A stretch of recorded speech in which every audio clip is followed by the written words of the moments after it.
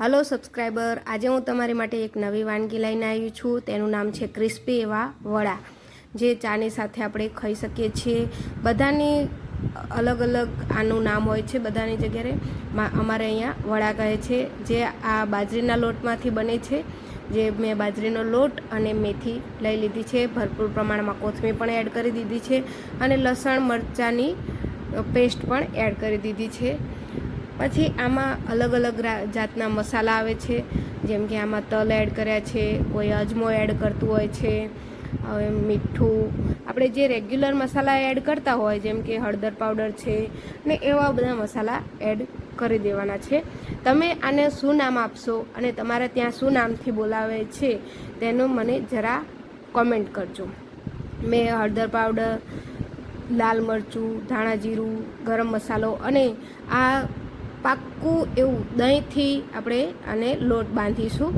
દહીં તો નાખવાનું જ છે, પણ જો પાણીનું જોઈતું હોય તો પ્રમાણમાં પાણી એડ કરવાનું અને તેલ એડ કરી દેવાનું. સારી રીતે મોવણ દઈને આપણે લોટ બાંધવાનો છે. આપણે લોટ બાંધી લઈશું. તમારા ઘરમાં આ રેસીપી બને છે અને બને છે તો ક્યારે બને છે અને આ પ્રસાદીમાં કયા ભગવાનને ચડે છે જરા મને કોમેન્ટ કરજો. અમારે તો શનિવારે બને છે અને હનુમાન દાદાના વડા કહેવામાં આવે છે. હનુમાન દાદાને આ પ્રસાદી રૂપે ચડાવતા હોઈએ છીએ. તમારે આ બને છે કે નહીં એ પણ કોમેન્ટ કરજો. મારી ચેનલને લાઇક, શેર અને સબસ્ક્રાઈબ કરતા જજો અને તમારા ફેમિલી મેમ્બરને શેર કરતા જજો આવા અવનવા વિડીયો જોવા માટે. આને બહુ ઢીલો પણ નહીં અને કાઠો પણ નહીં એવો માપસરનો લોટ બાંધી લેવાનો છે. અને તમે શું આ રેસીપી આવી રીતે જ બનાવો છો કે કોઈ તમારે અલગ રીતે બને છે એ પણ મને કોમેન્ટ કરજો.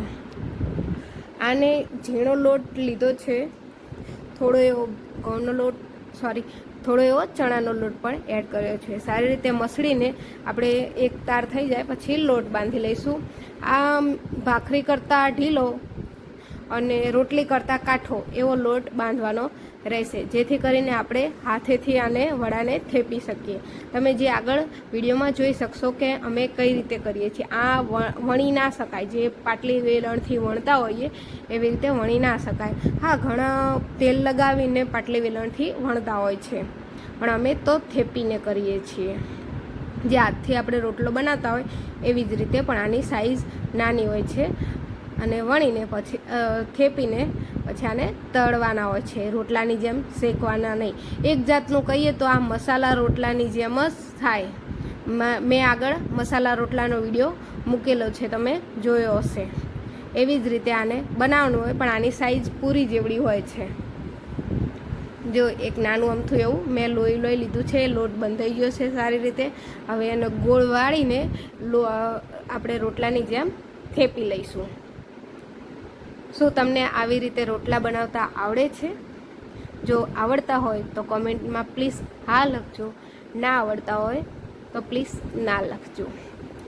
હાથથી એક સાઈઝના પ્રમાણમાં આપણે, જો હાથથી થેપાય નહીં, મારે સહેજ લોટ કાઠો રહી ગયો હતો એટલે મેં થોડું આંગળીઓની મદદથી સરખી રીતે કરી લીધું. આપણે પૂરીની જેમ જ કડક એવા ક્રિસ્પી થશે. અને હા, જો આમાં તેલને એવું મોવણ સારું દીધું હોય તો ફૂલીને પૂરીની જેમ ફૂલાય પણ ખરા. થોડું જાડી સાઈઝ રાખો તો એકદમ આ ફૂલાય અને ચા સાથે, દહીં સાથે એવી રીતે ખાવામાં પણ મજા આવે. તમારા ઘરમાં કોને ભાવે છે જરા કોમેન્ટ કરજો. મને તો આ બહુ ભાવે છે.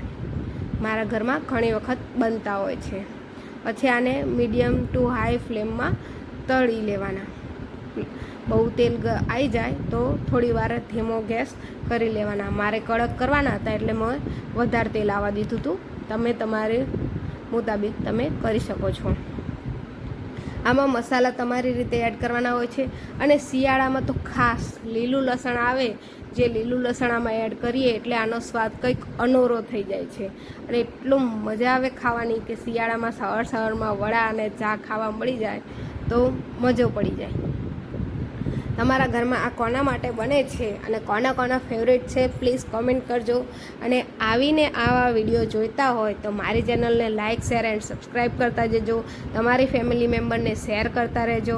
અને પ્લીઝ આ વિડીયો લાવું છું હું તમારી માટે એ બિલકુલ ફ્રી છે, એટલે સબસ્ક્રાઈબ કરવું ભૂલતા નહીં. તમે જોઈ શકો છો ટેસ્ટી અને કરારા વડા તૈયાર છે. અને પ્લીઝ કોમેન્ટ કરજો કે તમારા ફેમિલી મેમ્બરમાં આ કોને ફેવરેટ છે. આપણા ટેસ્ટી કરારા વડા જે તૈયાર છે. સૌ